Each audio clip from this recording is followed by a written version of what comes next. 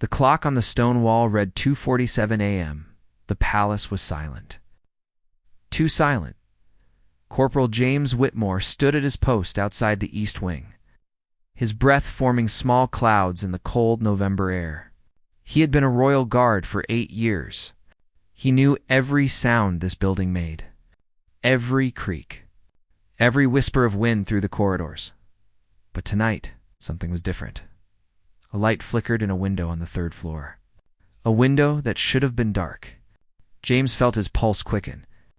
Protocol said he should radio it in. Protocol said he should wait for backup, but something in his gut told him. There was no time before we continue with what happened next. If you love stories that pull at your heart and keep you on the edge of your seat, hit that subscribe button. You won't regret it. Now, back to that night. James made his decision in seconds. He moved toward the side entrance, his boots barely making a sound on the gravel path. The door was supposed to be locked. It wasn't. His hand went to his radio, then stopped. If someone was inside, the sound would give him away. He pushed the door open slowly. The hinges were wheel-oiled, silent. The corridor beyond was dark, except for emergency lighting that cast long shadows on the marble. Lord. Then he heard it. A voice, low, urgent. Coming from the stateroom 2 floors above, James took the service stairs, the ones the staff used. Each step felt like it took forever. His training kicked in. Slow breath, clear mind. Ready for anything at the top of the stairs? He paused. The voice was clearer now. A man's voice, and he was angry. You should have stayed out of this. You should have kept your mouth shut. James peered around the corner. The stateroom door was open, just a crack. Light spilled out into the hallway.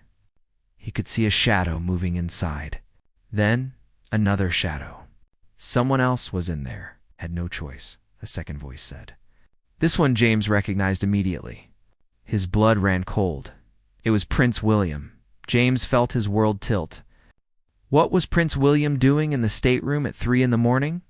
And who was threatening him? The angry voice spoke again. You think your title protects you? You think anyone will believe you over us? James heard the sound of something heavy being moved. A chair scraping, a door closing somewhere deeper in the room. His mind raced through options. He was one guard. No backup, no weapon drawn. And a member of the royal family was potentially in danger. Every instinct screamed at him to call for help. But his radio might alert whoever was in that room. If they panicked, if they had a weapon, William could be hurt before help arrived. James made a choice that would change everything. He stepped into the light and pushed the door open. Your Royal Highness, he said, his voice steady despite his hammering heart. Is everything all right? The room went silent. Prince William turned, his face pale, his eyes wide with something James had never seen before on a royal's face. Fear, and standing beside him, holding a folder of documents. Was someone James never expected to see in the palace at night? The man holding the documents was Sir Geoffrey Ashton, the palace's senior financial advisor. A man who had served the royal family for 23 years, a man everyone trusted. But right now, Geoffrey looked like a cornered animal. Corporal Whitmore, Geoffrey said, his voice tight. This is a private meeting. You can return to your post. James didn't move. His eyes went to William. The prince's jaw was clenched, his hands balled into fists at his sides. There were papers scattered across the table between them. Some had red stamps across the top. Classified, I heard raised voices, James said carefully. I thought someone might need assistance. Geoffrey's face flushed red. I said this is private. That's an order, Corporal. But James was looking at William. The prince gave the smallest shake of his head. A warning, or maybe a plea. Something was very wrong here. With respect, Sir Geoffrey, James said, my orders come from the security chief. And those orders say I investigate any unusual activity in the palace after midnight. Geoffrey took a step forward. You're making a mistake, am I? The tension in the room could have been cut with a knife. For a long moment, nobody moved. Then William spoke, his voice quiet but firm. James, isn't it? Corporal James Whitmore. Yes, Your Royal Highness. You've been with Palace Security for how long? 8 years, sir. William nodded slowly. He looked at Jeffrey, then back at James. Jeffrey, I think we should continue this conversation tomorrow. In the proper channels? William, you don't understand what you're doing, Jeffrey said. If those documents leave this room, they're not leaving anywhere, William interrupted. But neither is Corporal Whitmore. Not until I know everyone here is safe. Jeffrey's face went from red to white. Safe? Are you suggesting I'm a threat? I'm suggesting, William said carefully, that we're all tired. It's late, and this conversation has gotten heated. Let's all take a breath. James could see the calculation happening behind Jeffrey's eyes. The man was weighing his options. Fight, flight, cooperation. Jeffrey set the folder down on the table. Hard. Papers slid out across the polished wood. This isn't over, he said. Then he walked toward the door. James stepped aside to let him pass, but his eyes never left the man. Jeffrey paused in the doorway and looked back at William. You're making a mistake you can't undo, he said. They'll destroy you for this. Then he was gone, his footsteps echoing down the corridor. William let out a long breath and sank into a chair. For a moment, he looked less like a prince and more like a man carrying the weight of the world. James stood at attention, unsure what to do. Should he leave? Should he ask questions? Should he pretend he hadn't heard anything? You can relax, James, William said quietly. And thank you. For not leaving, sir? I don't understand what's happening. William looked up at him. His eyes were tired, sad, but there was steel in them too.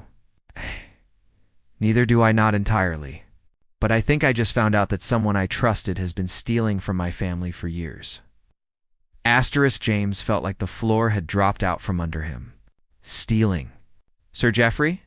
William gestured to the papers on the table. Sit down, James. I think you've earned an explanation. And honestly, I need someone I can trust right now. James hesitated. Guards didn't sit with princes. It wasn't done. But William wasn't asking as a prince. He was asking as a man who needed help. James sat. William pushed some of the documents across the table. 3 weeks ago, I noticed a discrepancy in one of the charity accounts I oversee. Just a small thing. Numbers that didn't add up. I asked Jeffrey about it. He said it was an accounting error, that it would be fixed. But it wasn't. It got worse. So I started looking deeper. Late at night, when no one else was around, I have access to the financial systems. I started pulling records, and what I found, William's voice trailed off. He looked angry. Betrayed. How much? James asked. Over the past 5 years, nearly £4 million. James felt sick. From the royal family? From the charities, William said. Money meant for sick children? For veterans? For families in need? Jeffrey has been skimming it for years. Small amounts. Spread across different accounts? Hidden in legitimate expenses. It's brilliant, really. If I hadn't been looking for it, I never would have found it. Why did he come here tonight? William's jaw tightened. I confronted him this afternoon. Told him I had evidence. Told him I was going to the authorities. He asked for one meeting. Tonight, said he could explain everything. That it wasn't what it looked like. But it was. It was worse. He came here with those documents, contracts, agreements, all forged with my signature. He's been setting me up. If this goes public, it looks like I was part of it. Like I approved the transfers. James stared at the papers. That's why he said they'd destroy you. Said if I go to the police, he'll make sure those forged documents surface. My reputation would be ruined. The charities would lose their funding. The scandal would hurt my entire family. So what are you going to do? William looked at him for a long moment. Before you walked in, I was seriously considering his deal. Keep quiet. Let him retire quietly with his pension. Move the money back over time. Pretend none of this happened. But now I'm angry, William said. Because you heard him threaten me. You heard him admit there are documents. And you being here changes everything. James felt the weight of that statement. He'd walked into something much bigger than a late-night argument. He'd become a witness. A loose end. Will he try to discredit me? James asked. Say I'm lying? Maybe, probably, but that's not what worries me. What worries you? William stood and walked to the window. Outside, the palace grounds were dark and peaceful. Jeffrey has worked here for 23 years. He knows everyone. Knows every system. Every secret. If he's been doing this, if he's been this careful, he's not working alone. The implication hung in the air like smoke. You think someone else in the palace is involved? James asked. I think Jeffrey wouldn't dare threaten me unless he felt protected. And that protection comes from somewhere. James felt his pulse quicken again. So what do we do? William turned from the window. You don't have to be part of this. With respect, sir, I already am. William studied James for a moment, then nodded. First, we secure these documents. We need copies somewhere Jeffrey can't reach them. Then we need to figure out who else might be involved before we go to anyone official. The security chief James suggested, Captain Morrison. He's been here 15 years. He's solid. Jeffrey's been here How do we know who to trust? It was a fair question. James thought about the people he worked with every day. Guards, staff, administrators. Any of them could be involved. Or none of them. We need someone outside the palace system, James said. Someone with authority, but no connection to the daily operations here. William's eyes brightened slightly. My brother, Harry, he's not involved in any of this. He's also 3 hours away in Scotland right now. Can you reach him? Not on palace phones. Jeffrey would know I called.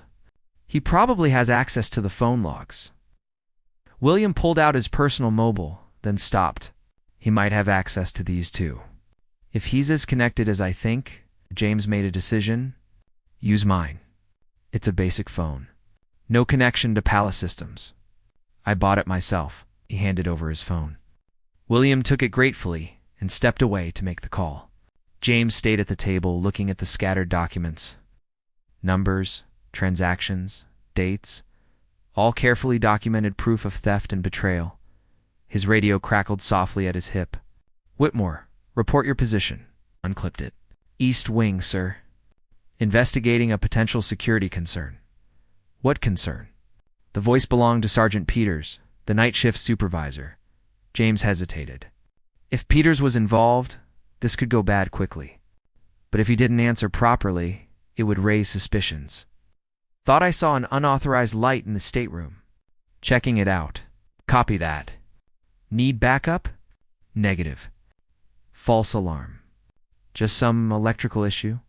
I'll file a report in the morning. There was a pause. Too long, understood. Return to your post. James clipped the radio back to his belt. William had finished his call and was watching him. Problem? William asked. Maybe. Peters wanted to know what I was doing up here. Is that unusual? At 3 in the morning? When I should be at my post? Yes, they both knew what that might mean. Someone was keeping tabs. Someone wanted to know why James had left his position. Harry's coming, William said, handing back the phone. But he can't get here until morning at the earliest. That's 4, maybe 5 hours. We need to stay safe until then. This room is secure, James said. Thick walls. One entrance. I can watch the door, and if someone comes, then I do my job. I protect you. William looked at him with something like respect. You understand this could ruin your career? Even if we're right about everything, there will be people who say you overstepped, that you should have followed protocol. Protocol would have had me radio for backup. Backup, that might include people working with Jeffrey. You'd be in a much worse position right now if I'd done that. Fair point. They spent the next hour organizing the documents. William explained each piece of evidence. James helped make copies using the stateroom's small printer, which William assured him wasn't connected to the main palace network. Around 4:30, James heard footsteps in the corridor. He moved to the door, his hand going to his baton. William stood behind him, tense. The footsteps stopped outside the door. Then a knock. Soft, but deliberate. "Your Royal Highness?" A woman's voice. "It's Catherine." William's face showed surprise, then concern. He looked at James, who shrugged. Neither of them had expected the Princess of Wales. William opened the door. Catherine stood there in casual clothes, her face worried. "Harry called me, said something was wrong, that you needed help." Catherine stepped into the room and immediately saw the papers, the tension, the guards standing at alert. Her eyes went from William to James and back again. "Tell me everything," she said. William did. He explained about the discrepancies, the investigation, Jeffrey's threats, James's intervention. Catherine listened without interrupting, her expression growing darker with each detail. When William finished, she was quiet for a moment. Then she turned to James. "You stayed," she said. "You could have walked away. You should have, by protocol. But you stayed?" "Yes, ma'am." "That took courage. Or foolishness. I haven't decided which yet." Despite the tension, James almost smiled. "Maybe both, ma'am." Catherine picked up one of the documents. "Jeffrey Ashton. I never liked him. Always too smooth. Too careful with his words." She looked at William. "But I didn't think he was capable of this." "Neither did I," William admitted. "That's what makes it worse. I trusted him. Father trusted him. He sat at our table. He's been to family gatherings. Where is he now?" "I don't know. He left around 3. James let him go." Catherine looked at James. "Why?" "Because we had no authority to hold him, ma'am. No formal charges. No backup I could trust. If I'd tried to detain him, it could have made everything worse." "Smart," Catherine said. "But now he knows we're on to him. He'll be making moves. Covering tracks. Maybe running." William shook his head. "He won't run. He said it himself. He has protection. He thinks he's untouchable." "Then we need to touch him anyway," Catherine said firmly. "But carefully. Very carefully." She pulled out her phone and made a call. James watched as she spoke in low-clipped tones. When she hung up, she looked satisfied. "I called David," she said. "He's with the Metropolitan Police. Completely outside palace jurisdiction. He's trustworthy. He'll be here in an hour with a small team." "Will Jeffrey know?" William asked. "Not unless someone here tips him off, which is possible. So we need to be smart about the next hour." James's radio crackled again. "Whitmore, what's your status?" This time, it wasn't Peters. It was Captain Morrison himself.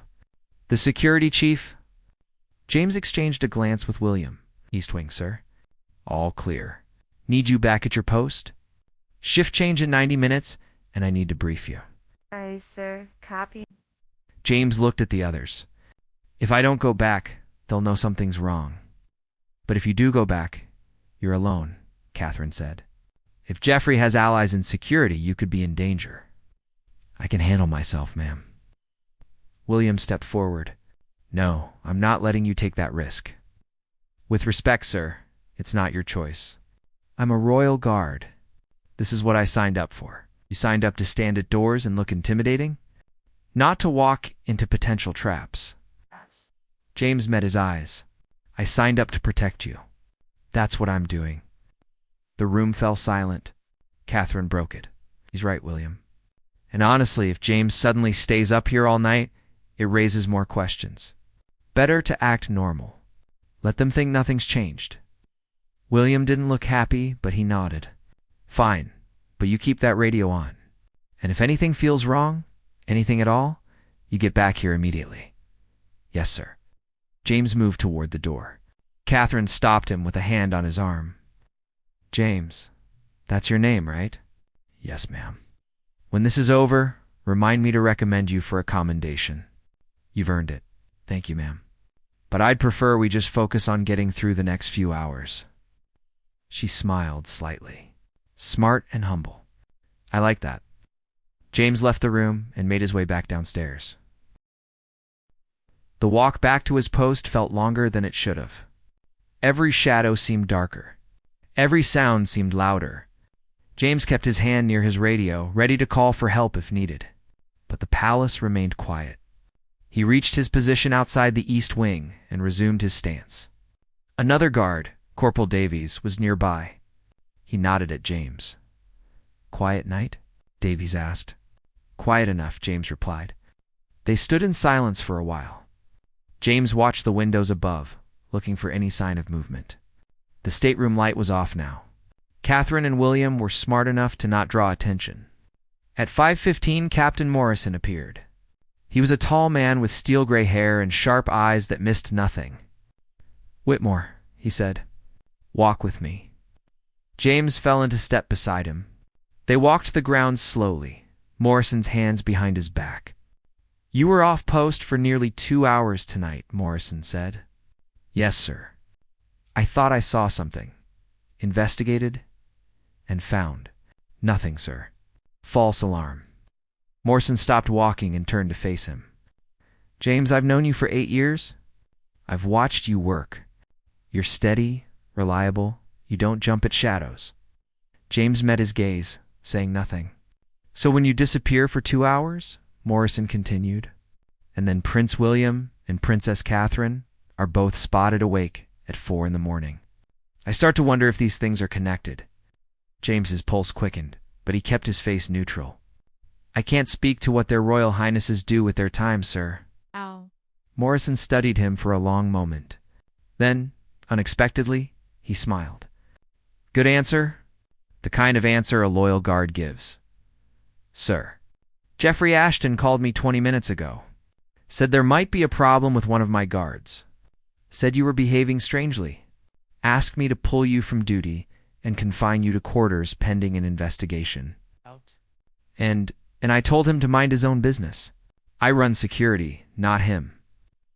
Morrison's smile faded. "But then I started thinking. Jeffrey's been here a long time. He doesn't make calls like that unless something's happening. Something he's worried about, sir." Morrison held up a hand. "I don't need to know details. Not yet, but I need to know one thing. Is Prince William safe?" James didn't hesitate. "Yes, sir. Is there a threat to the royal family?" "There might be, sir." Morrison nodded slowly. "Then you stay at your post. You watch. You wait. And if anything happens, you come to me directly. Not Peters. Not anyone else. Me. Understood." "Yes, sir." Morrison started to walk away, then stopped. "James, whatever you walked into tonight, whatever you've seen, you did the right thing. Don't doubt that." Then he was gone, disappearing into the dawn light. James returned to his post, his mind racing. Morrison was on their side. That was one more person they could trust. At 6:30, 3 unmarked cars pulled up to a side entrance. James watched as 4 people in plain clothes entered the palace. Catherine's contact had arrived.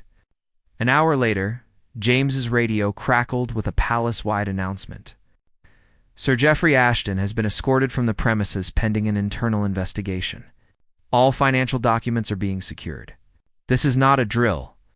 By mid-morning, the story was contained. Jeffrey had been arrested quietly. 2 others in the financial office were also being questioned. The evidence James and William had gathered was in proper hands.